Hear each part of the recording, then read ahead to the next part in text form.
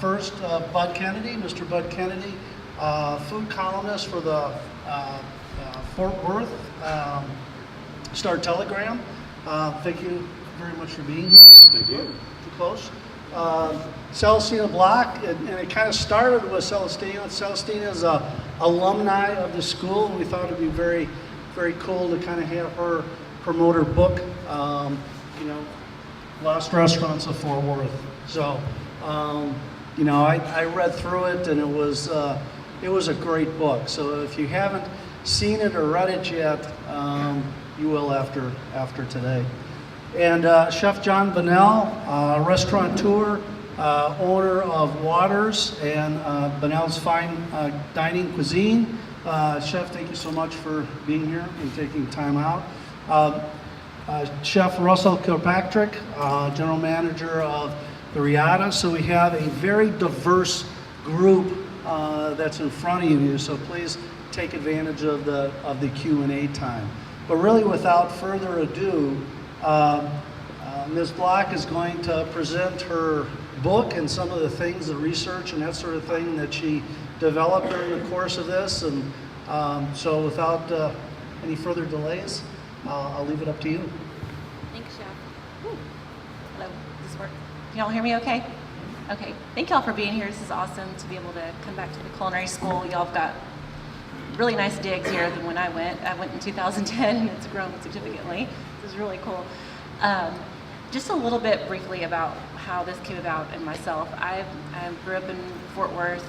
My parents are from Fort Worth, South Side, North Side, mom North Side, dad South Side. And I went to TCU. I have a full-time day job, but then I've been writing for about 10 years now, mainly about restaurants and recipes and everything that's new and cool and happening in Fort Worth. And it was a freelance writer. Well, the publisher of this book is Arcadia Press, and they approached me in 2016 about this book. This idea came about because they have this series across the country. There's Lost Restaurants of Portland, Seattle, Denver, Columbus, and they had Fort Worth on their radar for quite some time, and they needed a writer. I wrote an article maybe 5 or 6 years ago for Fort Worth magazine about the oldest restaurants in Fort Worth. As best as I could research, there was a couple that were missed on the article, but I think they found that, and then that's how they approached me. So we had breakfast at Paris Coffee Shop, presented an opportunity, and I said yes. So that was how this came about. And I just thought today what I would do is share just a little bit about how the research went and a couple of my favorite stories from the book. The publisher wanted us to go way back, really, really as far as we could, the turn of the 20th century, and then anything that was like 70s and 80s was a little too new. Okay, so I've got a lot of questions. Why wasn't this in here? Why wasn't that in there?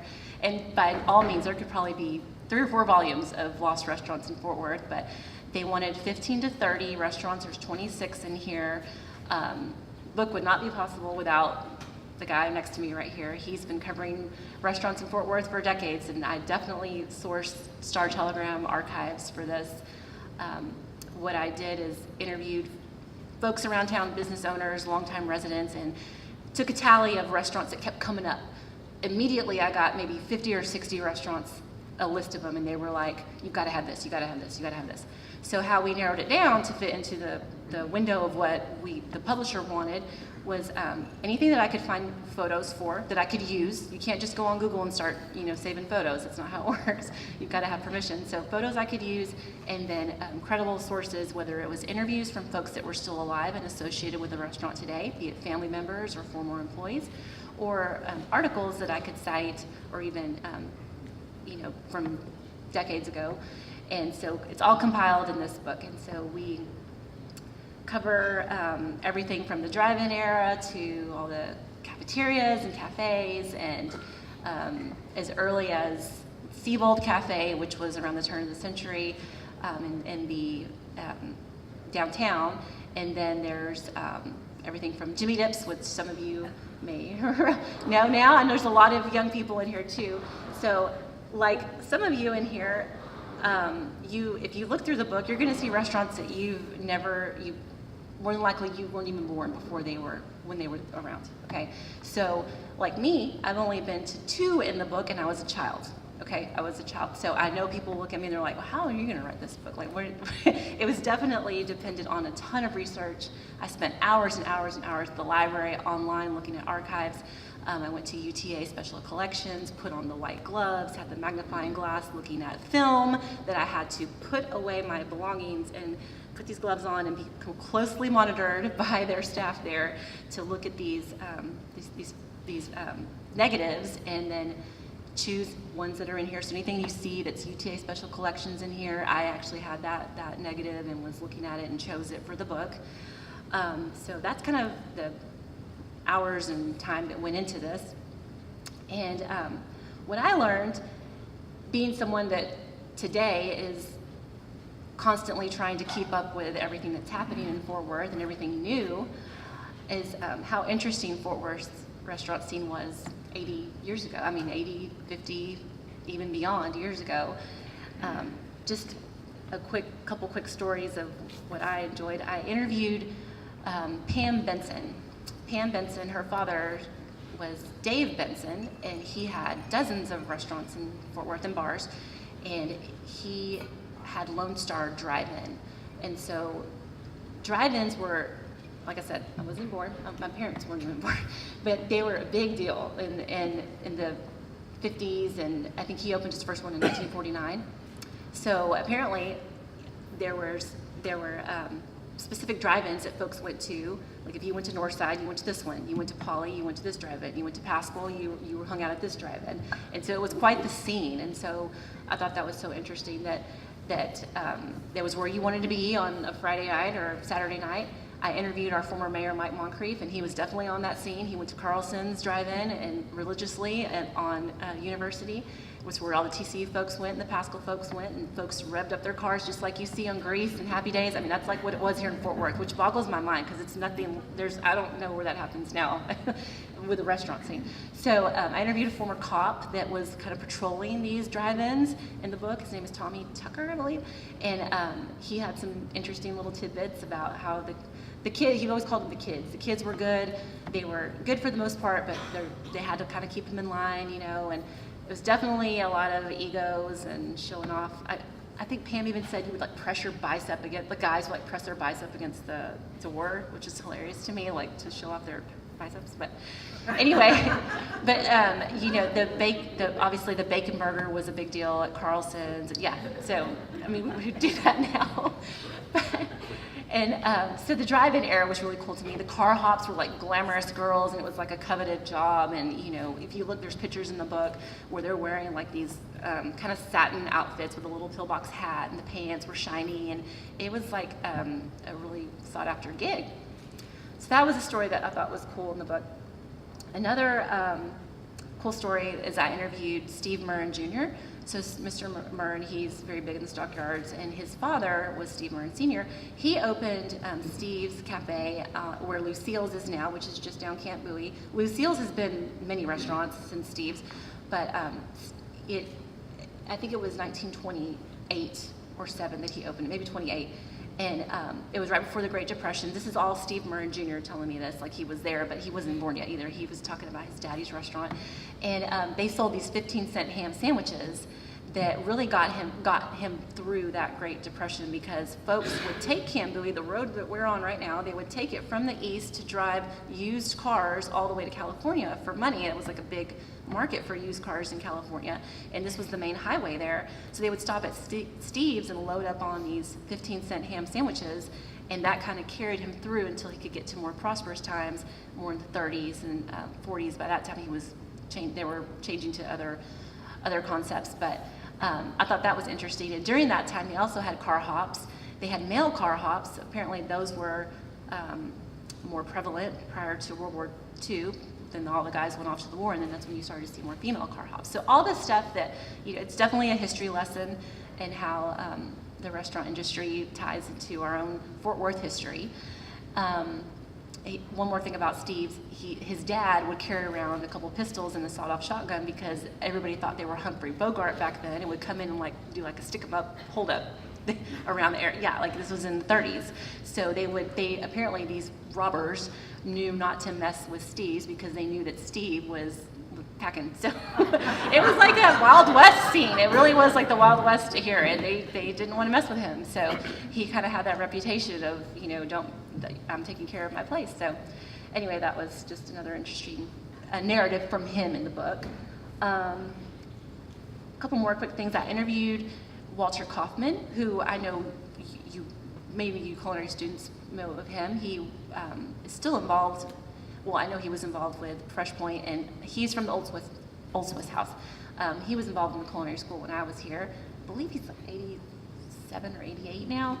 And he was just a pleasure to speak with. I interviewed him for a couple of hours, and he shared stories about him coming over here. He worked at a couple of country clubs before he branched off and opened Old Swiss House.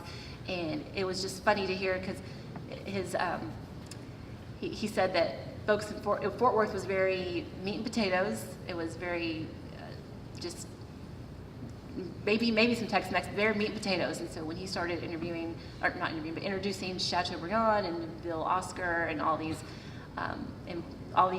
dishes that had French influence, folks were just, their minds were boggled. And then he would come out dressed like our chef instructors here, and they had never seen a chef like that. He told me they thought chefs were just on the can of Chef Boyardee, and then they see him come out dressed like the guy on Chef Boyardee, like, wow, this is a legitimate chef here. This is before there was a Food Network and even KERA, where they had the Yan Can Cook. This is before all that. So when they saw Walter Kaufman, they're like, wow, this guy is a real chef. So he talked about just how he was introducing these different dishes and the kind of clientele he had. So there's a really good long interview with him in here. And then just one other note, there's Topsy's Cafe, which y'all are familiar with Salsa Limon. Anybody familiar with Salsa Limon? Obviously. They have a few different locations around town, but they recently moved their university location to the River District, and they picked up that entire building. It was in the news, I think in 2016 this happened, and moved it all the way down White Settlement Road to the River District. And this building was Topsy's Cafe, I believe in the 40s or 50s. And so the guy, Milo Ramirez, who owns Salsa Limon, saved this building because it was going to be bulldozed. And so it's actually on the cover of the book. But I met a woman who wrote a book, Judith Cohen. She wrote a book about architecture in Fort Worth, and she had included Topsy's in that book. Well, I went to her house, and her husband, who had passed away, he had this collection of photos from the interior of Topsy's that I hadn't seen anywhere. I don't think they're anywhere. They weren't at UTA. I didn't see them online. So in the book, on the Topsy's chapter there, or the chapter with Topsy's, you'll see Jack Allen, who owned Topsy's, and he was very big into Little League softball. And so there's photos from the 50s with the kids in their Letterman jackets and on the bar stools with that very kind of retro interior. And so those are some cool photos that I was able to find to get in here. So that's just, it goes from like Seabell Cafe in the early 1900s all the way through some of the fine dining restaurants like Carriage House, London House, Old Swiss House, Max House, everybody was a house, here through the 60s and 70s that it kind of the book goes through. And there's a couple recipes in there that some folks shared, or that I got from past Star Telegram archives. And like I said, it's been really nice to hear people read the book and say that it was a trip down memory lane. Like he was just telling me that his dad read it, and that he was like, oh, I remember this place, and I remember the place. So it's cool that this book was able to kind of compile that into one. I know that there's so many more restaurants in Fort Worth, and perhaps there'll be another volume or two down the road. But I think that's all I have on the book actually. So thank y'all. If there's any, I'm sure we'll be taking questions whenever y'all are ready. Thank you.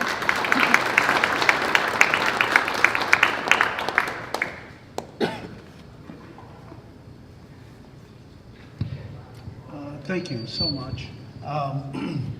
All right, so this is the part where somebody's got to ask the first question. And I think once we get rolling on it, I mean, things were just rumbling through my head to ask this list of professionals different things, and particularly the culinary students that, you know, what should I do? Where should I go next? You know, what's my next step? So I'm just gonna like put one of the students on the spot. This particular student is working at the Fort Worth Club right now. So, you know, and I see you're dressed for work. So why don't you come on up and just ask the question? I thought it was a great question. Thanks, Robbie. Hi, I'm Robbie. Nice to meet all of y'all. Nice seeing all y'all. So, a lot of the things that you're growing up and you're going and learning, like all these different experiences in restaurants, when do you know, or when do you stop being complacent and know this is the job that I want to stay and work the rest of my life? I mean, I know it's kind of a vague question, but if you work in a certain place and you're executive chef for 13 years, is that the place you want to stay the rest of your life, or should you move, or? I'll jump in first and then let John finish this because I know his story, and he's got a great story because he went from a industry outside of the restaurant business and jumped right in. You know, for me, I studied political science with a minor in history. That's what I studied. But I worked at a restaurant in college, and the restaurant somehow captured me. How does it work between the valet to the host to the dishwasher to the chef to the entire process captured me. And, you know, 5 years out of college, I jumped on at Riata, which is a 22,000 square foot, 4-story restaurant, and it was the place that we went to go have anniversary dinners, and that was another challenge. Like, how the heck do they make this work? So for me, it was a challenge, and it always has been.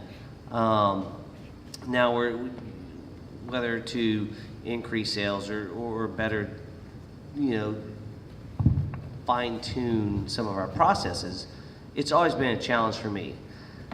I've always been, once I got hooked, I was hooked. Now John, coming out of college, was a different story, and I kind of let him follow up, which is a fascinating story to where he not involved in the restaurants and then somehow just fell into it. I have a degree in education. I was a middle school and high school math and science teacher for 2 years before suddenly in the middle of the summer had that, you know, V8 moment. I should be cooking for a living. And literally it was in the summer. I had 3 months off as a teacher. That sounds awesome now, but at the time I couldn't handle 3 months off. My whole life, you know, you've got other students, other friends with 3 months off, and it's the first time I had a job. And those 3 months don't mean anything if you have nothing to do and nobody not to do it with.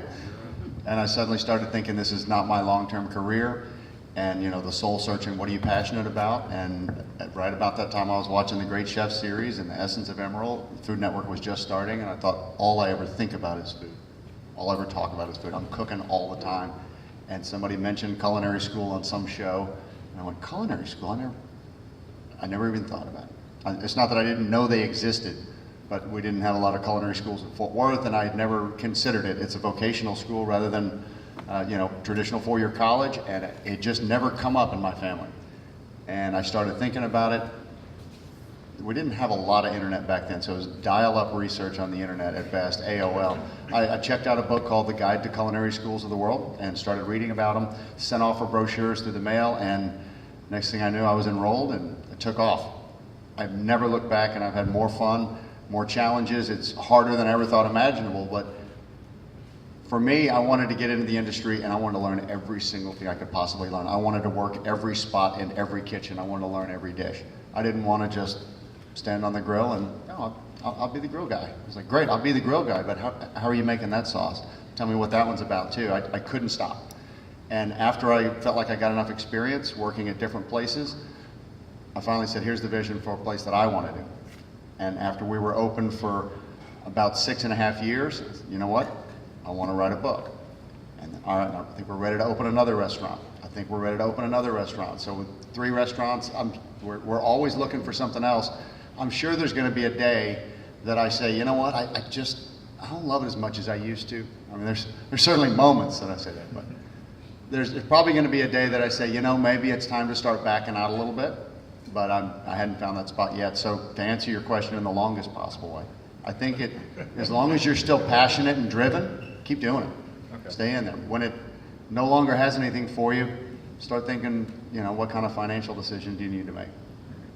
Thank you. Appreciate it. Great answers. Thank you for that answer.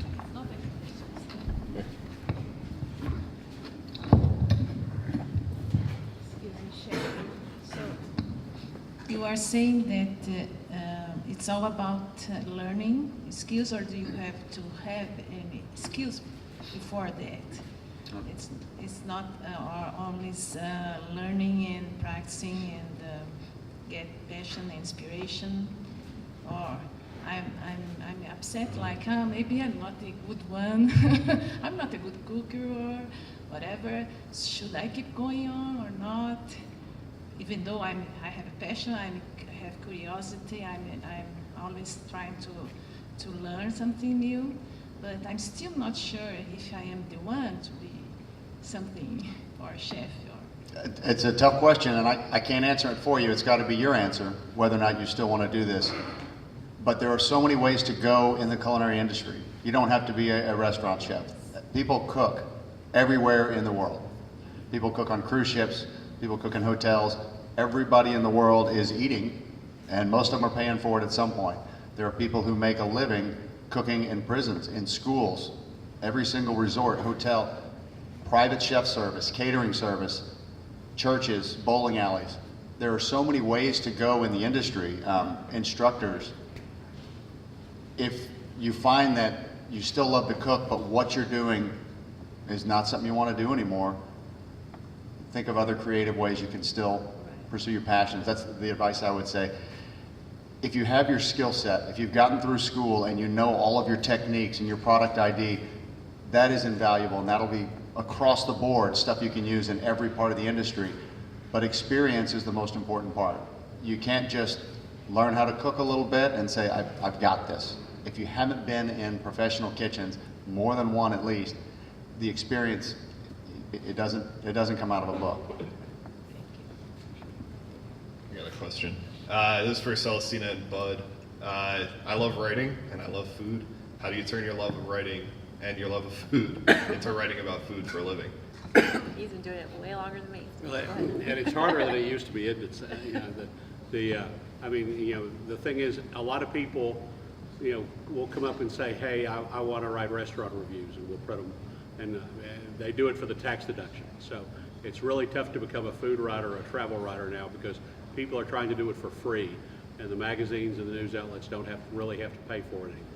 Thank goodness a few of us still get paid, but so it's kind of tough to do. I always tell people, if they say, I want to do your job, I say, well, the main element of doing my job is that you have to learn the tools of journalism. You have to learn how to write a story that's factual. You have to learn how to tell a story from beginning to end, and how to tell a complete story and a fair story. You have to learn the little things like what you legally can say or can't say. You can't say they served me a burger that was spoiled. If you say that, you have to be able to prove that in court. You can say they served me a burger that tasted out of date, or that seemed too salty to me, or you can only say things that you can prove. You can't prove that the meat was bad. You have to say that I didn't like the taste, and things like that. There are just a lot of little journalism techniques and details that are trained. Most of the people who write about food are people who used to write about car wrecks or courts or something else, politics. Yeah, so they're people with journalism background. There are a lot of people who blog. Obviously, you all see on social media, people post a lot of comments, and some of them on social media are really good and really well written and really fair, and some of them are just really kind of idiotic. And so you have to try to learn to write, use words, use verbs that active verbs. You use nouns that really mean something. And I get letters all the time from people saying, "Oh, you have to go try this. It was wonderful." And I write back and say, "Okay, well, tell me more. What was wonderful about it?" They say, "Oh, it was just fantastic. It was sensational. We just loved it. We all just loved it." I say, and so I write back. I say, "Tell me what you had and what you liked about it." well, that's where we get down to what we do. We're specific and write with facts and not just with emotion. And so that's a big part of whether it's food writing, blogging, or even writing a good social media review. Well, if I can ask you a question real quick, do you write at all right now? Yes, yeah. Okay. Do you have a blog? Well, we're trying to start one. I work for the school. Okay. Yeah, so we're trying to start one. Well, and that's, and I could be wrong, Bud, but from you and Celestina's part, write, just write. Start a blog. WordPress is pretty much free to set up and do your own. It might take several years, but I mean, the guy, Daniel Vaughn, who's the barbecue editor of Texas Monthly Barbecue, was just a blogger. He was an architect by trade that went to barbecue joints and started writing about them. Not a huge background in barbecue at all. Just started going to places and writing about them. So yeah, I think in your realm, just start writing, and then maybe it turns into something. That gets back to having a passion. Yeah. And Daniel had a passion for barbecue in North Texas in the beginning. Yep. He wasn't from Texas, and he wanted to prove everybody wrong and prove that North Texas barbecue was just as good as Central Texas barbecue. Well, his premise turned out to be flawed. That Central Texas barbecue was better. But he sure went around to a lot of barbecue places, learned a lot from it. If you have a passion, if you want to, and nobody's got the blog on the best truffles in America, or the best, if you want to go out and write about the best gumbo in America, then if you have a passion, then you write about it and tell everybody and share your passion. I think most importantly too is that you have to separate yourself from the thousands and thousands who are doing it every day for free. What makes a professional writer? Why would you read this person's column that they're being paid for versus just scrolling through Yelp all day? Find out what makes that special, what makes it unique, and try to find your passion that can focus in on it. But become an authority. I'm going to say one more thing real quick on that. That's why I went to culinary school. I came here not to become a chef or open a restaurant, I came because I wanted to have some sort of credibility in trying to change the writing that I was doing at the time to more food-focused writing, because I was writing, not about car wrecks, but I was writing about whatever the Fort Worth Business Press would give me. I was writing profiles on CEOs and financial advisors, and not my passion, but I wanted to write. So I did that for several years before honing in on writing recipe stories. There's a lot of chefs who, they don't write recipes. You ask him for a recipe, no, he does, but he's awesome. Several recipe stories with him. But I'm putting it together. Okay, when you say do that method, what exactly do you mean? I'm the one writing that out. So that's why I went to culinary school. I don't know if the school still does the when your last semester, the plan, what's it? No. Okay, well, we did that when I was here. You had to have whether you were going to become a personal chef or open a restaurant, you had to turn it almost like your thesis at the end. Mine was writing a cookbook. So I just wanted to have some sort of idea of what went on in a restaurant kitchen. And I feel like I got it here at that time. I mean, I was in the dish pit, and working the brunches and on the line and pouring iced tea and, making sure that our customers' drink glasses were full. We had brunch back then. So, yeah, that was, if you have a passion, for sure, follow it. Hi, my name is Marie. I'm a 4th semester student here. I own a unique tamale business. I'm working on trying to push it brick and mortar. That'll include me needing to hire people. I want to maintain my homemade aspect of my business, things done by hand versus by machine, because I really want to employ veterans and people from domestic violence shelters. But I understand that the majority of tamale businesses typically run off of machines. And I wonder how you find that fine line to keep the quality, integrity of your business, but still be able to employ people without bringing in too much machinery. When I get to the top of my hill, I want to stand with my people, not by myself. Does that make sense? You want this one? That's a tough one because there's a natural ebb and flow in restaurants and in all food service. One direction always wants to say, let's try to mechanize this. Let's try to put this into a factory line so we can repeat it exactly. The other side says, you know what, we got to stay creative, we got to stay relevant, we got to make this new and different every time. If it becomes the exact same cookie cutter McDonald's approach, you do different every single day, and it's too out there, then people say, what happened to my favorite dish? if you are passionate about making tamales and you make yours in a specific way that somebody remembers, and that this is not the Trader Joe's tamale, this is not the tamale I had when I was at Polito's, no, this has something to it, and they remember it, and it becomes their big time experience. This is what we love, this is why we go somewhere. Stay with it. You've got to, if once you've defined this is the product I want to do, stay with it. You know, hands making tamales can do them just as well and just as consistently as machines. It's going to be a different business model. I agree. I've been accused of using a machine in the past because my consistency is so, and I'm sure I can teach somebody else that. So as well. the two best tools I got, there they are. Yes. Thank you. Hi, my name is Jay Morris. I'm alumni 2017 from the school. So my question is, I seem to have the sixth sense of identifying restaurants that are going to fail, but I can't ever put my finger on it. Why? I can look at a place and go, oh, they're not going to be there another 2 months. They're not going to be there 6 months. And it seems to be that way with such a high failure rate in the industry. Is there something that you can identify as like the number one red flag that says to you when a new restaurant opens, whether you can identify if they're going to succeed or fail just by looking at the model? Well, I mean, I'll tell you what I see. I mean, the things that are just real telltale. If a new restaurant opens and it has a huge menu, if they try to do too many things, and forgive me, I'm sure there may be somebody here from one of the food service companies, but I look at these the restaurants that open, I say, oh, the food service sales guy got to you. You've got to prep and do 50 different dishes for this menu.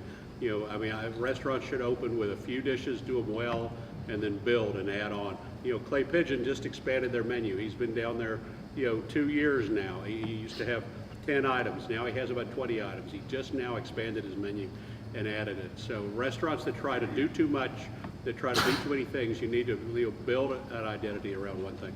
The one new tip that I've given some people, and I think this is really important, and I'm flattered that some people have kind of listened to me lately, is name your restaurant something that Siri can spell.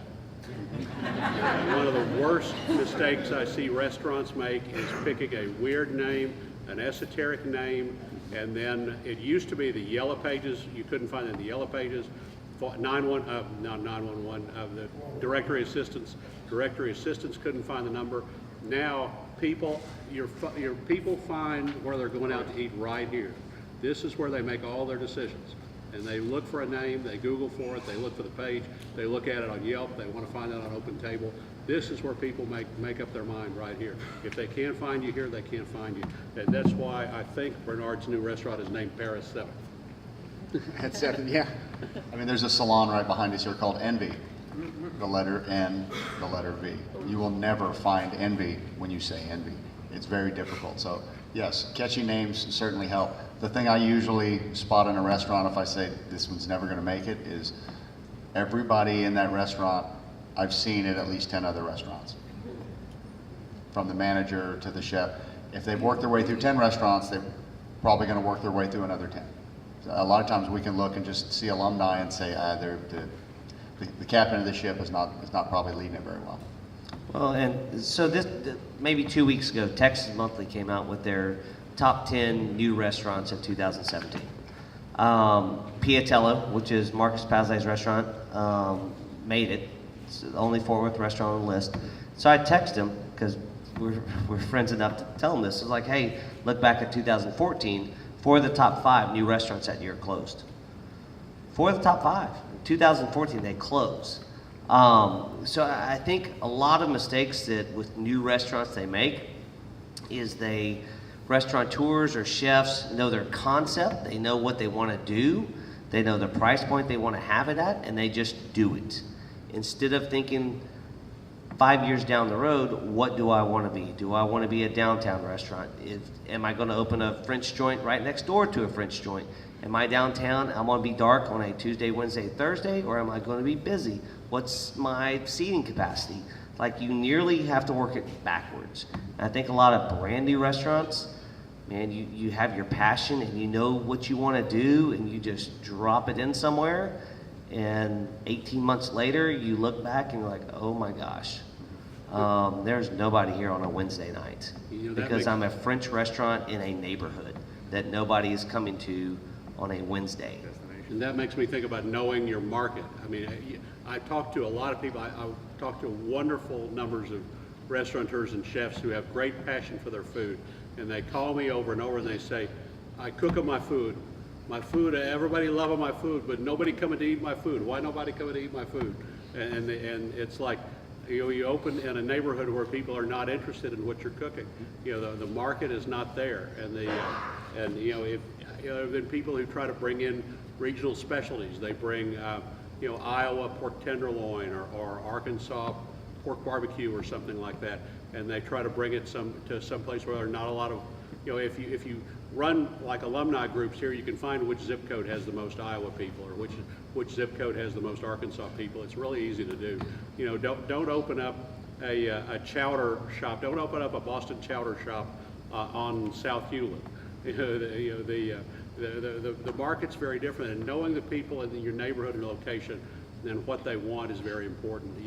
A lot of wonderful little restaurants open, but they just are a complete miss with the neighborhood and the market, the price point, or what people in that area want. So to follow up with that, with the same question really, but I live in North Arlington over by the stadium areas, and I've noticed over the course of the last 10 years that the only restaurants that survive there are the restaurants that have the exact same menu as the restaurant next door, and every one of them is American fare, basically TGI Fridays type of fare at every restaurant. The only thing that I've found that's unique is their soups are different between the restaurants, but everything else is literally almost the same menu, and those are the restaurants that seem to survive in the area. And everything that comes in that's got their own niche seems to just get blown over. And so I just was curious if that was going to play a big role in it, because it seems like if you're in an area where you have a lot of the same restaurants, you would want to open up something unique in order to be successful. But what I'm seeing in this area is unique isn't successful. It's the standard cookie cutter thing. There's a lot of restaurants there that are alike. That's because that's what people there want to eat. Right. Yeah, you dump 100,000 people in one place on a Saturday or Sunday afternoon. There's only, 5,000 square foot for one restaurant, and then next door you have the same. So, yeah, that's a tough market to. Sucks living over there. Yeah. It's hard shooting. It's hard that everybody's shooting for the middle all the time. I mean, You're next door to the stadium, man. You're gonna do. you can open up the nicest, neatest, coolest retail store ever. People are still going to shop at Walmart a lot more than your place. So it is still risky. The thing I would caution about is also trying to be too trendy. What's really hot right now can be on the next list of really not very quickly. We had the year of the Chipotle, the year of the pomegranate, the year of the cupcake, all these things that come and go. So somebody started a cupcake restaurant at the exact right time, took the company public. You can't get rid of cupcakes anymore, not at $5 a piece like they were doing. So it's hard if you base something on what's trending right now. If you said, I'm doing only poke and acai bowls and whatever happens to be the coolest thing right now with foam sauces, be ready to change your menu every year. You're gonna have to be the trendiest all the time. Classic flavors that people will like this year and like next year have a better chance to stick around. How you doing? My name is Michael. I have a question. I guess it's got two parts. How important is location? And You can stop right there, it's everything. no, go ahead. And is it worth, because I think the reason why people pull back from certain locations is the price per square footage. Is it better to bite the price than to sit back and no traffic? Does that equal out? So I'll jump into this first, and once again we'll segue into John's story, and maybe I'll throw John under the bus a little bit. John opened Waters, his third concept on West 7th, high-end seafood, beautiful restaurant, built out. It was a beautiful restaurant, and we, the restaurant group I'm with, we actually lived at the same space. Maybe before him, maybe after him, I don't know. And we passed. It had nothing to do with that, but we just felt it wasn't right for what we wanted to do at that time. And I think now John is downtown, and for that concept downtown, location from where he is now compared to West 7th, man, it's a different restaurant. It is alive and vibrant and full, and it's just, the demographic is different. So location, yeah, I think he can speak upon, it's everything. Same concept, pretty much same menu, and night and day on the feel of that building. Would you agree? Absolutely. And I have two very different fine dining restaurants. Bonnell's restaurant, I opened on a shoestring budget just by myself in 2001, and we chose the cheapest spot we could find that still had traffic. It doesn't have any foot traffic. I've never had a walk-up customer that I know of. We don't have sidewalks there, nobody walks by, it's not on its way anywhere, but I looked up the numbers, and 42,000 cars a day pass that intersection, and every single parent that takes their kid to Country Day or Trinity Valley will go by the door. So I thought this will be a good spot for a destination restaurant, because everybody will see it, they'll know where it is, and we have plenty of room for parking, and the dirt was really cheap. So I paid very, very little rent, and I took a chance on a place. I went with the lowest possible price, knowing that we could afford to not be all that busy and build it over time. Completely opposite approach when we went and opened Waters. It was looking like the hottest spot in town. Their vision and what they were trying to put together for West 7th was a multi-family, mixed-use, really interesting concept with a bowling alley and a movie theater and Sweet Sammy's ice cream shop and restaurants, bars, everything possible from the low end to the high end. The dynamic changed very rapidly after we moved in. The bowling alley moved out, Einstein's Bagels moved out, and it became not just the West 7th area itself, but the entire surrounding area was bar after bigger bar. One of the bars there was number 12 in the state of Texas on the state's alcohol sales list. You can look those up. 650,000 a month in alcohol sales. So the number of bars, the volume of what came around that area changed the entire dynamic of what the vision was that we started with. We wanted to do a fine dining restaurant right here, rather than change our concept and say, all right, well, we're gonna have to, work for a different crowd. We got the invitation to move downtown, a business district. The customers we need at lunch are not destination people. We're across the street now from 1 million square feet of expensive office space. Those are the kind of people that go out for nice business lunches. 504 rooms in a hotel across the street. It's a much more suited place for a high-end restaurant. It has tremendous walk-up traffic.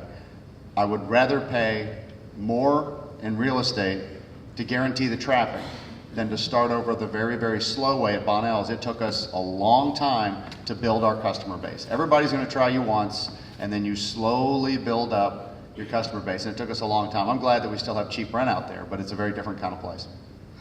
That being said, we both like to have the bar that has 600,000 a month in alcohol sales. I know some of this is like basic stuff too, like, if you're running a coffee and breakfast cafe, you want it to be on the right-hand side of the road for people going to town. You want to be on there. When you look at a street, you all have been taught this probably, but there's a breakfast side of the street and there's a dinner side of the street. If you're a breakfast restaurant, you get on the breakfast side of the street where the traffic is in the morning. If you're a dinner restaurant, a happy hour, drink, whatever, you want to be on the side of the road where people are on the right-hand side coming home. There's little stuff like that. Nobody will make a left turn to come to your restaurant. Make people be on the side where the people are. Little things like that are important. And don't be afraid to ask everybody else their opinion too, seriously. Every restaurateur will say, which spot? Oh, absolutely not. Oh, you know what, that actually is a good spot. People will tell you their opinion. They'll be brutally honest about it. You have to say no a whole bunch before you find your spot. Thank y'all for coming out today. I'm Cody. I'm a fourth semester student here, and I kind of had like a two-part question as well. I know both of y'all didn't jump into being executive chef whenever y'all first got into the restaurant business, and whenever larger tasks are thrust upon y'all, how did y'all go about that, like keeping your composure and stuff like that? I mean, how do you keep your identity but be humble about it? That's the best way. On the kitchen side, I always say the most important thing you can do is outwork the guy on either side of you. If she's the executive chef and I'm over here working at $7 an hour, the owner needs to see, hey, you know what? That's the most valuable $7 an hour ever. Maybe I should give him another task. And if you are still passionate and still growing and climbing, great. If you're stuck in one spot, move. if you can't do it. I mean, if you say, look, I really want to be a sous chef and then I want to be an executive chef and keep climbing, and you're in an absolute dead end, there are 50 new restaurants ready for somebody. Give it another shot. And also, when creating like a menu or something like that, which is like, what are the stronger dynamics that you kind of need to take with you when you're going in and doing something like that? Oh man, for menu creation. You know, I'm at a place that the menu's been pretty solid for about 20 years. So we don't have a lot of creative ability because, trust me, if we take something off, we hear about it. We've made that mistake several times where something gets pulled. But you can't continue to add things without taking things off. You know, from your standpoint, what are you passionate about? I mean, what do you, from the leadership role, with us, we have a team mentality. We have 5 to 6 chefs that have been exec chefs at their own concepts at some point, and they're part of our team now. So we're very blessed to have their input, and it's kind of collaboration. And going back to asking people, man, ask those guys that are to the right and to the left of you, and kind of feel out what they think and what you think is good about adding or taking anything away from any menu. As far as creation, it's got to be what I mean, are you doing Southern food or Vietnamese food or whatever it is? You have to start with a baseline of what you want to cook, and then spend as much time in those restaurants as you can. I mean, get a job as a line cook in a Vietnamese restaurant if that's your passion. Like go, you know, cook soup somewhere if that's your, whatever it is, spend those hours. Because you can never get those hours back and they're going to be lost. Once you're 40 or 40 plus, you can't get back 20 to 25 to 30. You've got to spend those hours on the line, getting your knuckles burned and just really taking in whatever cuisine it is that you're interested in. Thank you very much. I appreciate it. The other thing is you've got to prove to the one writing the paychecks that they can't be without you. If you're making $7 an hour and you're just making bread, go ahead and help everybody else out. Fix the oven when it goes down. Learn something about plumbing, about electrical. Suddenly somebody's going to say, you know what? I don't know what we're paying this guy, but it's not enough. I couldn't imagine not having him here. Work your way up by outworking everybody. Thank you very much. I appreciate it. Guys, thank you so much for showing up today. My name is Jason. I'm a student here at the Culinary School of Fort Worth. First, before I do anything else, John, thank you so much for being a role model for everything you did during the recent hurricane. Big deal to me, big deal to everyone here to see you out in the community doing everything you did down south, so thank you for that. My question is, and I'm trying to speak up not just for me, but for all the students that are here, you know, Felix and Paz and all the alumni that are here, and the new students who are up and coming and learning, and myself. I'm soon to be a graduating senior, thank God. And I guess for us, we feel like the environment in the restaurant world is adapting. Students that are coming out of this school are coming out of this school with a lot more skill. Yeah. And I feel like we're being developed better than before. And I guess my question is because we have more, we want more. And when we go out, if we're gonna go out to Waters, if we're gonna go to Riata, and be a part of such a great environment, where is the value added? What can we do to get that value out? Because I'll give you an example. Empty Bowls was just a volunteer experience for me, right? But you can ask Chef Petrie or even Chef Wire or Chef Thompson how many times I've made green chili shrimp and grits since then. Because you know you lock on to something, you see tremendous value, and you want to be a part of that going forward. How do we find those opportunities, and how do we become a part of this? To sort of, in other words, there's got to be a loop, there's got to be a hole somewhere for us where we can get the most value out of coming out of this school with the skills we have. So I'll jump in and then let others fill in. You know, I've only really, within the last few years, become involved with the Culinary School of Fort Worth. Chef Petrie kind of pulled me into a board position where we kind of talk about stuff. And man, where this school is now, as opposed to 10 years ago, it's light and day. It's not housewives who want to learn how to cook. I mean, literally, it's a culinary school. We are training the next generation of chefs and restaurateurs. And so 5 years ago, well, 8, 9 years ago, I had this crazy idea to start a food and wine festival here, which is not that, trust me, it's not that mind-blowing. They're everywhere. It really was his idea. They're everywhere. I mean, all over the country, we have food and wine festivals. Not like this one. Well, I hope, and so we have. So this is 5 years. Cheers to 5 years. Hashtag. And my goal was to highlight these restaurateurs and these chefs that we have in this town. And 5 years ago was like it was such a turning point then, when it was more of Shinjuku Station had just opened and Clay Pigeon was opening. So you're looking at, I'm a meat and potato restaurant, and John at that point was meat and potatoes. It was a lot of meat and potatoes. Lonesome Dove. I mean, it's literally our Del Frisco's, our 4 or 5 top restaurants were all meat and potatoes.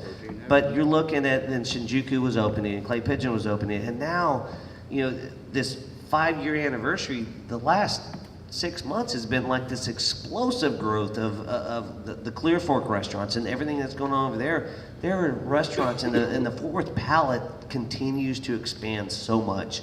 And our platform, or my platform, I was lucky enough to lead, was to talk about the Fort Worth palate and like, oh my gosh, like we can be a food destination, and we can have any cuisine you want to have. Like, there's a niche here now. Fort Worth in Texas was very lucky because of the oil and natural gas industry that people were moving here. They weren't moving away, so we had influences from the Northeast that people that came in like, hey, a Thai restaurant's not bad. I've heard of that before. John and I went to eat at a Thai restaurant 4 years ago in Austin, and one of the things we sat there, we literally sat at the restaurant and said, man, this would be great, but it would never work in Fort Worth. Never. And now it will.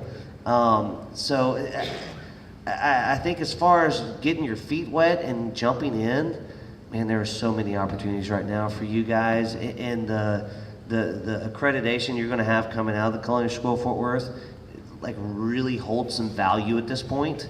To where if you walk up to John's Restaurant, or you walk up to Riata, or any of these other ones, and you have that paper, like, man, I know what you're doing here, and I understand whatever cuisine it is, and it's going to be hard. I just want y'all to know that. Like, it's going to be hard. You're not going to have your own restaurant at 24, and you're not going to have a cookbook at 28, and maybe. But you're not. It's going to be a lot of peeling potatoes and dicing and washing dishes, and it's going to be really, really bad. Michael works for us, and Michael can understand it. It's not a great job at the very beginning, but man, it really, if you stick with it and that's your passion, long term, it will provide the most incredible opportunities you could ever dream of. I mean, John came in 10 years ago to the restaurant I was working at, he and his wife one night, and I was giddy. I was like, oh my gosh, it's John Bonnell. It's like, everybody on it, like, come on, let's go. It's like 9:30, everybody's cleaning up. I'm like, no, it's John Bonnell. And they're like, who? Who's that guy? But no, I've had the opportunity. This industry has given me the opportunity to meet people and learn about the food. And when Celestina came out with this book, I can't tell you how excited I was to learn about Old Fort Worth. I'm not from here, so and the wealth that Bud provides it's incredible. So really, anything you want to do when you get that diploma, you've got. This whole town is cheering for graduates from this school at this point. Like, you're in a great spot.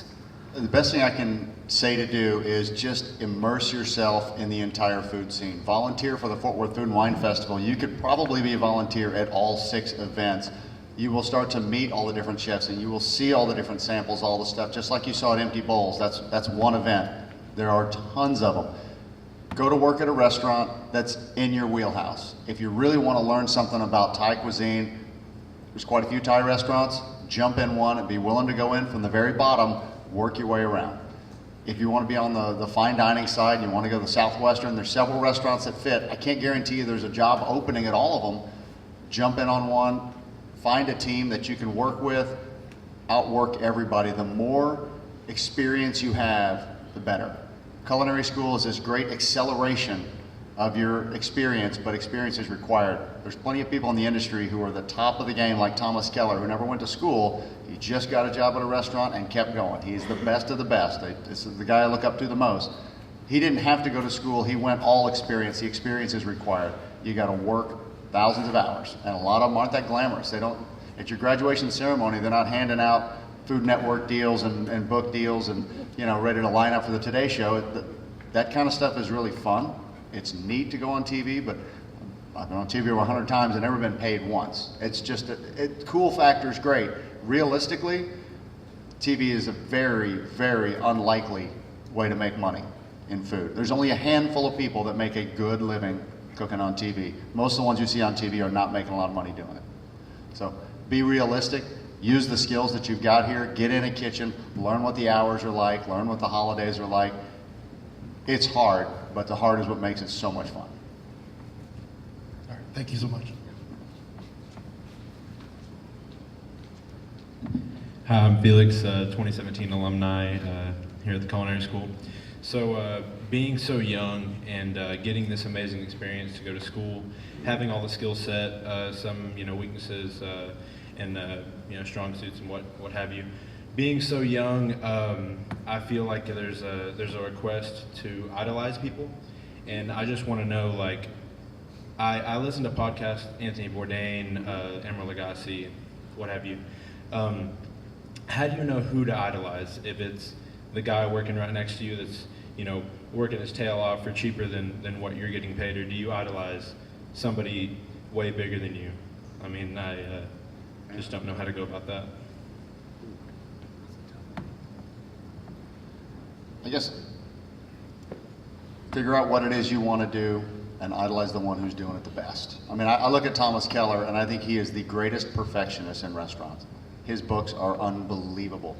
Now, they don't sell all that well because most people can't do 90% of what's in his books. It's a niche part of the industry. The ultra fine dining stuff, we don't have one of those restaurants in Fort Worth. I don't think we have enough people in this area to support a restaurant like a French Laundry or Per Se. To me, it's incredible that they do it, and I do idolize guys that can pull that stuff off, that can run those kind of organizations, but I'm never going to do it. That's not the part of the industry I want to see. Be careful about putting too much of your passion and idolizing on someone that you've never met or never worked with. There's a lot of guys that were very well respected in the industry that are never going to be heard from again. Well, and I'll jump in. My realm now is front of house more than back, and Danny Meyer is. And I've got a chance to spend a couple afternoons with him, once in Aspen, once in Charleston, and he gets it. He's got a guy in the back, and it was him and Tom Colicchio back in the day, and then Daniel Mum, and so he spawns off these huge chefs, but he's just a restaurateur, and he gets what you want to eat. He provides this service that when you go out to eat, you want familiarity, you want to be comfortable, you want to leave with this feeling that you have that you can't describe. And it has to do with food service and atmosphere. It's all three of those things. If one of them's terrible and the other two are great, it doesn't matter. I mean, you have great food and terrible service, terrible atmosphere, you're not coming back. But if you can manage all three of those, Felix, if you came into the Riata and I knew you'd been there 3 times and you always had the tamales, and I drop a plate of tamales on you, Felix, good to see you again. I know you like the tamales and so much. It makes an impression. We do that. Like, it's the back end of research and finding out what our guests like, because people like to be known. I mean, people like to know when they go into a restaurant, like, hey, yeah, they know me. I'm Felix. Absolutely, yes. It's a lot of who you know, and it is what you know as well.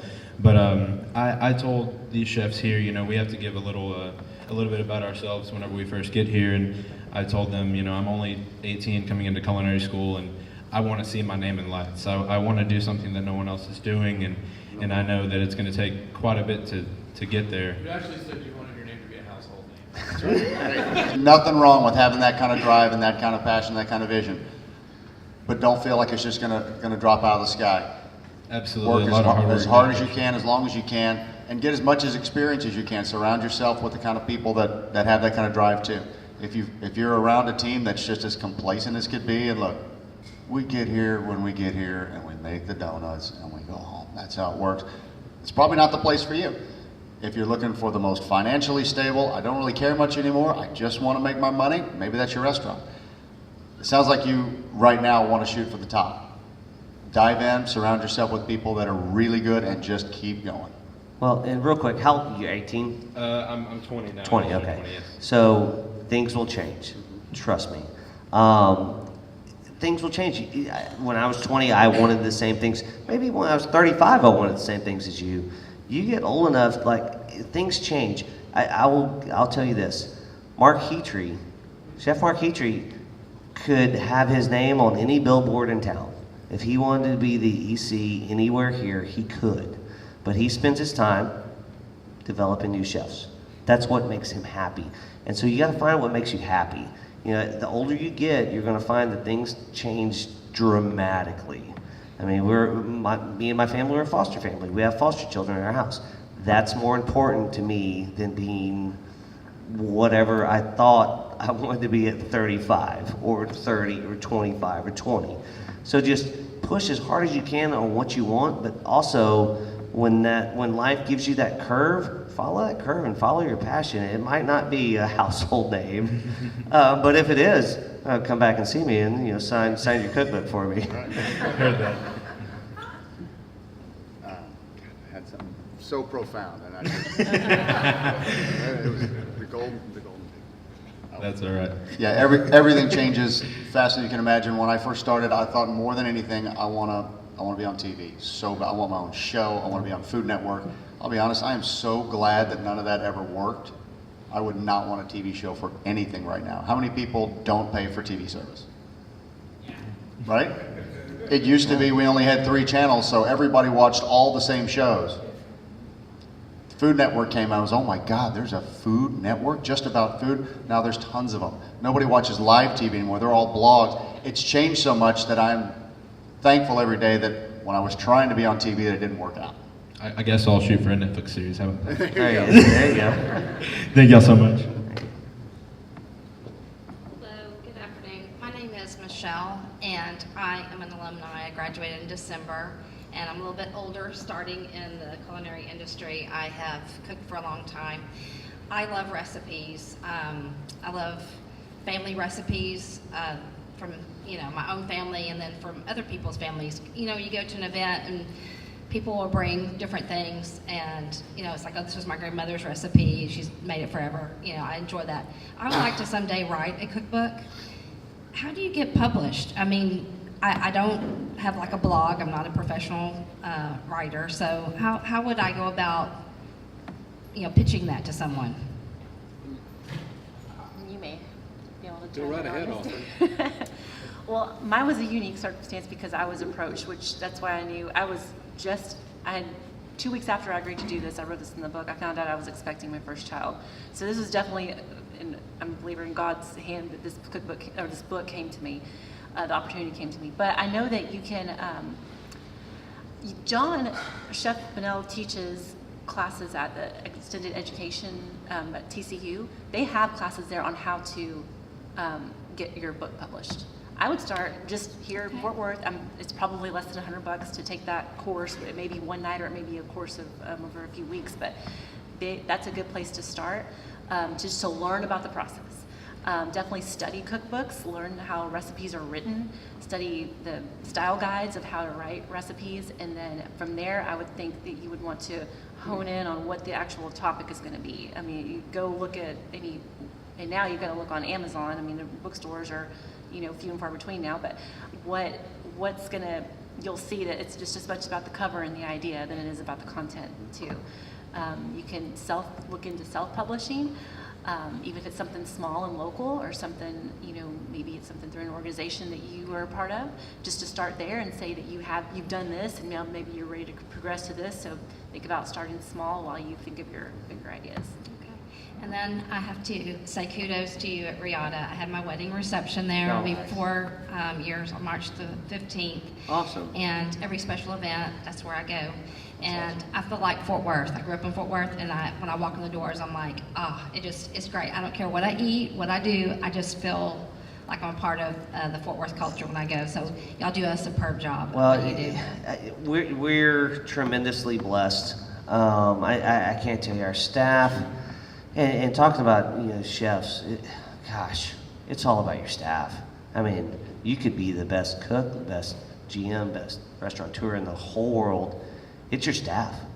And we are extremely lucky to be able to staff that size of a restaurant with that many people that give that great experience for the life of the restaurant that we've had. So yeah, thank you very much. That's awesome. Thank you. I'll go back to your first question real fast though. There's two ways to go if you want to write a book. You can self-publish or you can go to the publishers. If you self-publish, you can do it very fast. You can make it anything you want, total control, but you got to come up with all the money. And then you have a whole truck full of books that you're going to go try to sell. It's difficult, but you can do anything you want self-publishing as long as you got the money. If you want to go to the publishers, you need to hire a literary agent. You can't just call HarperCollins and say, I got an idea for a book. They're not answering the phone. You have to have a literary agent, and they'll help you come up with a proposal, send it that way. So that's the other option. All right, thank you. He's back. No, I mean, I noticed y'all, they'll talk about Fort Worth, you know, so saying we can walk out of here and get a job, and not necessarily get a job, but walk out into any restaurant in Fort Worth and have a good shoe in. I come from 2.5 hours away. I mean, I come from Tyler, you know, and I mean, I don't necessarily have that, you know, that advantage and stuff like that whenever I get ready to leave here. You know, I'm trying to think of what's a good way to. I mean, I know networking, LinkedIn, all that jazz and stuff like that, but is there a particular stronger way to go about it than just sitting back behind a computer? Yeah, just get a job, I mean, any yeah, job. I mean- You know, I mean, honestly, Tyler has restaurants. You'll learn more from And while you're working at restaurant ABC, then you're working LinkedIn and all this other stuff on the back end. But yeah, Tyler has restaurants, and I don't know what you want to do 3 years, 5 years, 10 years down the road, but just get in a kitchen. I mean, just be the guy that washes dishes and mops the floor. And that's what I'm doing right now. Through my internship, I actually got an opportunity to develop a menu and to open a restaurant for the guy that I'm doing my internship. That's perfect. Yeah, and Tyler, there's some nice restaurants in Tyler. There's a country club, right? I mean, I think there's Willowbrook. We got Willowbrook. Yeah, there's 2 or 3, I think. There's a Brookshire's upscale there. Brookshire's, That's like that's right. what's The Fresh, yeah, that's Yeah. kind of a Whole Foods spinoff, and they're Yeah. hemorrhaging money. That's ridiculous. Yeah, So- but, I mean, like, I work at Villa Montez there in Tyler. I don't know if you've ever heard of it, Mr. Kennedy. Y'all go take a shot out there. I think you just gotta get in there and get your hands dirty, and then see what happens after that. All right, I really appreciate it. East Texas working's tough. East Texas got a lot of small town cafes. How you guys doing? And gal. TJ, this is my first time in the building. I'm not a cook. I like eating. I normally buy supplies and stuff like that. But so I was in Seattle business, and this restaurant I went to is, I guess, considered fine dining. Kind of goes against what you guys were saying. So every 3 to 4 months, they bring in just a new chef. The staff stays the same. But when I went, the chef was fresh from Hawaii, so most of his menu was fishes native to Hawaii. My question is, how do you think that business model survived, and how do you pick what items you want to put on your menu? So I'll jump in real quick before John does, but is that the whole concept? Every 3-4 months they bring in a new exec chef? Because the first time I was there, it was... So I think that's their concept. So that's cool because it's a same space, something brand new, 3 months. It's kind of like a constant pop-up dinner. So I think with that, I don't think that can work long-term as far as bringing in Hawaiian. Oh, no. So I guess they've been in business 25 years. How do they stay, I guess, how does that classify them as a fine dining restaurant with the constant rotation of the chefs coming in and out? If the quality of the product and what you're putting on the plate, you know, if they've been successful with it and they got chefs lined up that would love to take their turn as being the 3-month guy and say, you know what, on my resume, I was there, I was one of them, then that works. I don't know that Fort Worth is ready for that serious a pop-up. There's a restaurant in Atlanta that does that where there's 5 or 6 chefs in the kitchen at a time and they're each responsible for 2 to 3 dishes. And it constantly rotates. That chef has to make a new special every single day. Their name goes on that special and they go out to the table and they sell it. They get paid based on how many people order theirs. I mean, it's constantly an entire breeding ground of the new talent. That's where every chef at one point in Atlanta said, well, you know, I did my time there like everybody else. Their concept is that we're always doing something fresh and different, but you don't get customers who come in and say, you know, there's that one dish I had I wish I could still do. We play that game and go back and forth quite a bit at Bonnell. Since we're 16 years old, I've got customers who say, this is the only thing I'm ever getting. I love the buffalo tenderloin. I want to get it every time. I remember this. That's the only thing I ever want. Other customers, you know, we come all the time. Don't you have anything new going on? So what we've done to balance it is our menu opens up, and on the left-hand side are classics that never change, ever. And the right-hand side, every 3 months, is seasonals we can get it, new farm product, new ranch thing. The spring menu's coming out very soon. We're gonna have all kinds of new stuff. People love when the new menu comes out. Others have never looked to the right side of the page at all. It's tough. You can't satisfy everybody. It's not possible. We're always gonna try, but it's not possible. Thank you.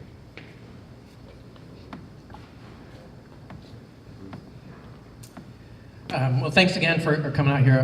My question is going to lean towards Celestina and Bud. And we've been saying a lot about Fort Worth meat and potatoes. Started out of meat and potatoes, and you know, again, John, 16 years ago, has been doing that, and he's still selling, you know, meat and potatoes type of things like that. And that's one of the things that I've noticed that has changed. You know, when we tried to introduce grass-fed beef, and like nobody, oh, it's gamey, it's chewy, and now everybody's doing grass-fed beef. So, you know, the things that you've been writing about the food, but how you've seen Fort Worth grow from meat and potatoes to what it is. What do you think were some of the factors or some of the things that helped drive Fort Worth to become what it is, to where, you know, the future looks great with a food and wine festival in its 5th year and all the new restaurants growing in there? You know, population and demographics have always shaped the food that's served and what's popular on a market. You know, Texas started with the Longhorns, and the reason that they have chicken fried steak became popular is they had to really pound out that Longhorn beef. It wasn't very, you know, that wasn't the best beef. It wasn't like Midwest beef. They had to make something out of it, so they had to pound it and bread it and salt it and fry it, and, you know, maybe make it something that people would eat. You know, then you have the early immigration, the Germans who came and brought their traditions, the Czechs who brought so much of their dining tradition, the Southerners, both the Anglo-Celtic Southerners who came, and then all the African Americans who came from other parts of the South and came to Texas and brought great traditions. You know, you have this big cooking, I hesitate to say melting pot, but it's literally what it is in this case. And Texas food is this mix of all these cultures. So that's kind of what got Texas food started, was immigration, changed demographics. You look at the stockyards 100 years ago, Celestina writes about this, about how the stockyards in the packing houses brought in people from Eastern Europe and people from all over the world who wanted to work in the packing houses, and people fleeing the Mexican Revolution. So that's why you have a Joe Risky and a Joe Garcia and all the families that started the restaurants. So now what you have in Fort Worth, and this is really best shown in Arlington, is that since DFW Airport opened in the 70s, you know, now we are an 8-hour flight from almost anywhere in the world. And, you know, we are a nonstop flight from everywhere on the globe. Foods can be flown in from almost anywhere. You can order in the morning and have it in the restaurant that night.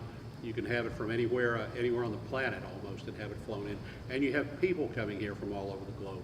You have the Tongans who made Trinity great in football, but they also brought a great restaurant tradition to Euless.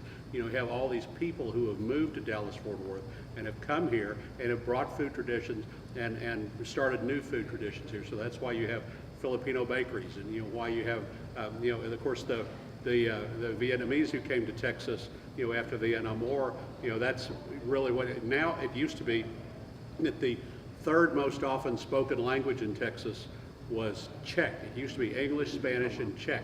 Now it's English, Spanish, and Vietnamese is the third most common language. And you know, so you have people who come here from all over the world that brought flavors, traditions, and it took about one generation for that to get from the little family-run restaurant phase into something like a Malai Kitchen, where you take the flavors and you develop it into something that's a marketable, broad market, and has the craft cocktails and the desserts and the menu for everybody. And so now you see that Texas and America have changed so much in the last 50 years, and look at what that's starting to do to food all around. So it's really our mobility and the change in demographics and just the social change. I'm really happy to be involved with Texas Foodways, which looks at the reason we eat what we eat and the reason we cook what we cook. And some of the traditions of chicken fried steak and barbecue and chili and Tex-Mex, are 150 years old in Texas. But some of the great traditions are new, and they came with people from all around the world who chose to come to Texas and to Dallas-Fort Worth.